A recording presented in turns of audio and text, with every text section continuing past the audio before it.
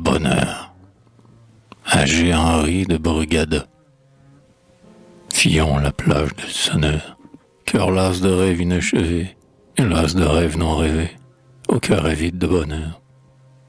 Débris épars et vins de palme, le seul butin de l'aventure. Pourquoi ce signe en la matière, d'aucun voyage en golfe calme?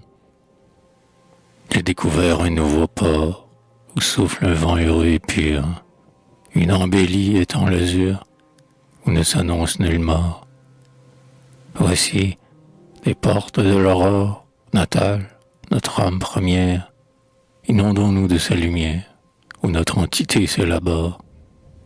C'est toi, regarde mon enfant, c'est vous, mes livres, et c'est toi, soleil qui danse sur mon toit, guerrier de l'ombre triomphant. Ah, faut-il plus pour que j'aborde en ton port, bonheur, au mirage, sans qu'en chemin quelque naufrage rompe mes voiles et les torde? N'importe qu'un plus beau steamer parte parmi l'or du matin, nous ferons plus riche butin, aux rives éclairs du bonheur. Fuyons la plage d'Elseneur.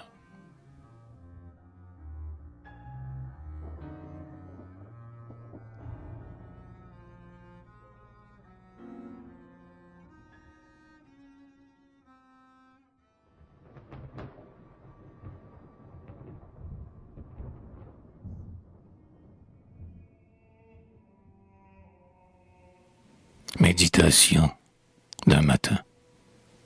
Ton coq rouge a troublé le sommeil de l'aurore, qui, jeune fille aux yeux lourds encore de songe, verse l'or de son front, verse sa toison blonde sur la toiture rose. Belle, et vous êtes seule à demeurer au lit, où l'ombre atténuée estompe son ton bleu. Est-ce pour mieux jouir de l'amour absolu? Est-ce la peur de voir votre rêve exilé? Sortez de la torpeur des sens, du sang, de l'âme, et venez avec moi résoudre le dilemme du bonheur à choisir. Lequel? Ce vent de fleurs qui nous vient du cœur sombre, des bois et des vallons? Ou bien, sans s'interrompre, la naissance et la mort du nuage en l'azur?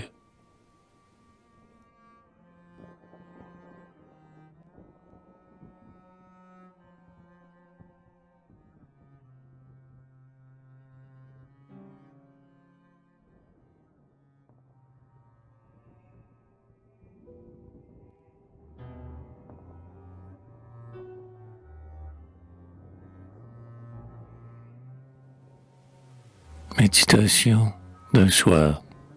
Salut, qui sait? Adieu.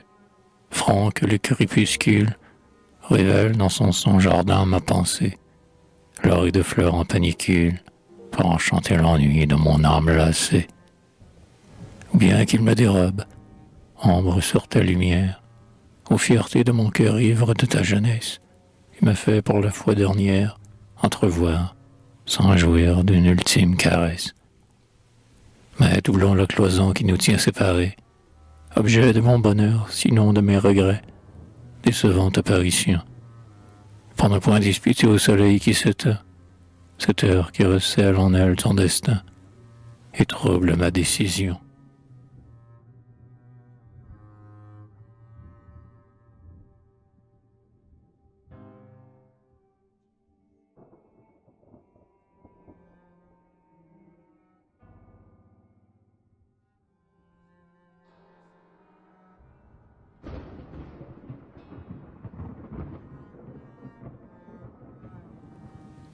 Chant paternel.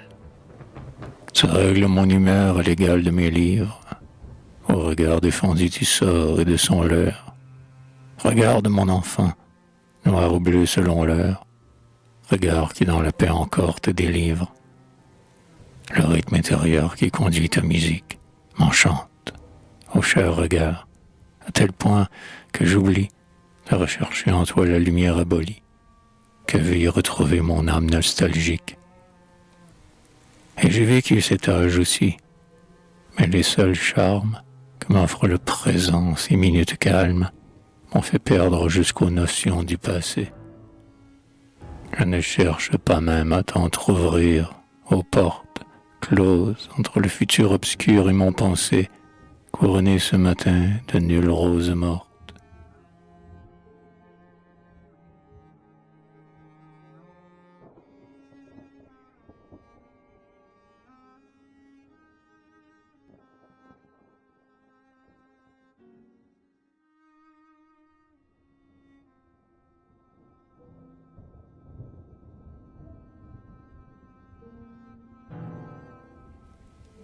Fétiche, débris de glace, au regard absent, qui fixe la présence du monde sur ce fétiche nègre au gros sein, détaché de quelques fleurs blondes.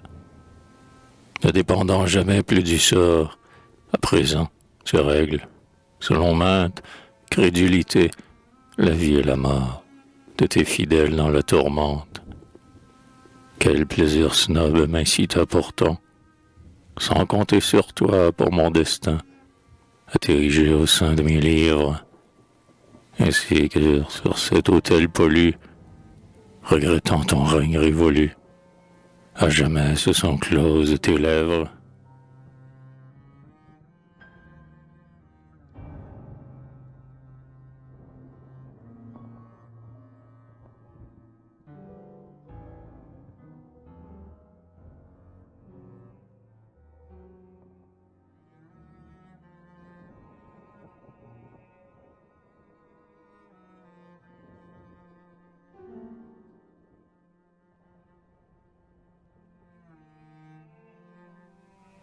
Livre. Nous n'avons nul vaisseau, mais vous y suppléez, pour passer l'océan de notre lassitude. Aux livres de partout sur ma table échouée, golfe calme paru d'ombre et de solitude. Cette claire embellie et cet espoir, c'est vrai, mais pour quel continent romprons-nous les amarres, sans qu'au terme du voyage quelques regrets ne détournent la proue et la poupe des phares. Et puis, voilier partant, au rythme de l'esprit, pour le pays de l'âme et par le cœur fleuri, j'ai peur d'abandonner une part de moi-même, au souffle astucieux et perfide des flots, où le vent, le naufrage et la mort sont enclos, menaçant d'engloutir ma charge de poèmes.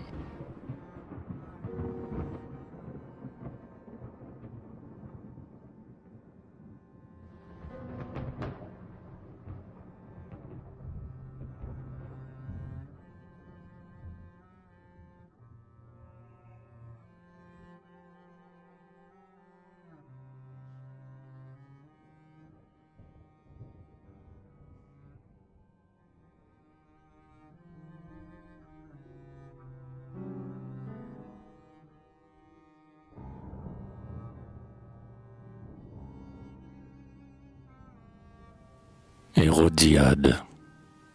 Ô beau vers plus obscur que les diamants noirs, vous exercez sur moi la plus grande attirance, et savez m'enivrer avec votre fragrance de roses épanouies au front ombreux des soirs, imprégnés de quelque aube future, ouverte sur mon cœur et promise à mes sens, que désole la mort des jours adolescents, sous un flot de lumière insinuante et dure. Un rapport fugitif dans mon âme éveillée, du monde le plus fin au monde dépouillé, envoûte mon esprit qu'il charme et déconcerte, tandis que s'y prolonge un arrière-matin dont je te vois languir, nourrice du destin. Et c'est pour moi, que tu fleuris, déserte.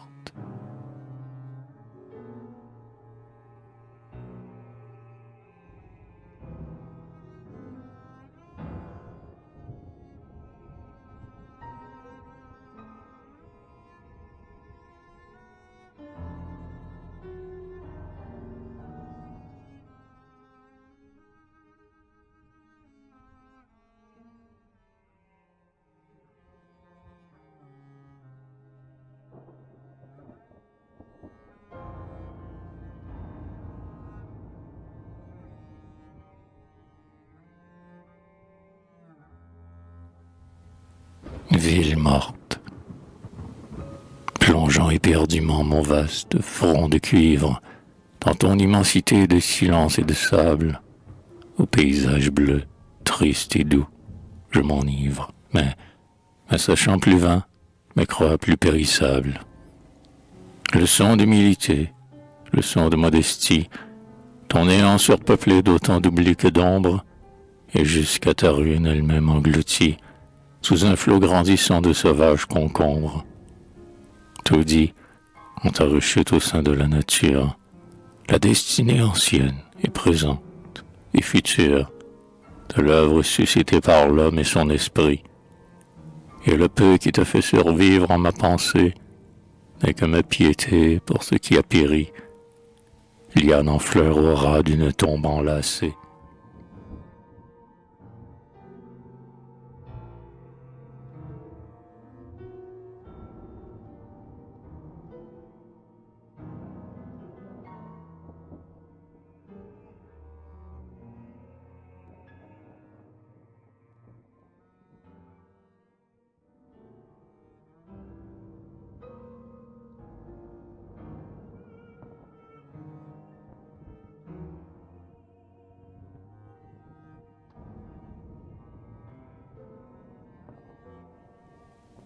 Sagesse, crois-moi, vivons au gré de nos désirs, Ména. Tâche de prendre garde à la douceur des choses, jeune homme qui relie la mer, PJ Toulet. Devant un vieux tombeau couvert d'ombre de rose, il ne suit que le fil du rêve qui te plaît. Ce rêve entretenu pour oublier la vie, qui sait exorciser ta crainte de mourir, et te libère ainsi de la mélancolie, de penser à ta chair destinée à périr. L'âme seule survit, le battement intense de ton cœur qui te trouble au fond de ce silence, vibrant des chants éteints de nos oiseaux de feu, ni l'éclat de ce ciel dont séduit la jeunesse, n'offre d'être éternelle assurante promesse, et la vie, en ses phares et plaisirs, n'est qu'un jeu.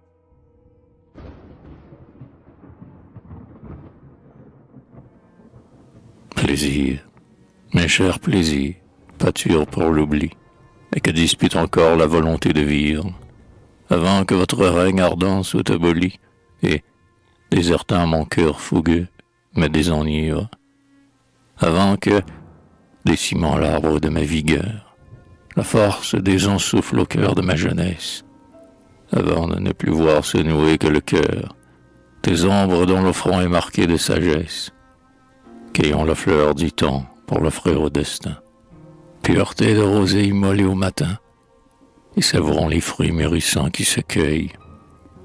Qu'importe à Salomon la teinte de la mort, ou dépouille d'Ulysse les vents qui les effeuillent, puisqu'ils peuvent mourir heureux et sans remords.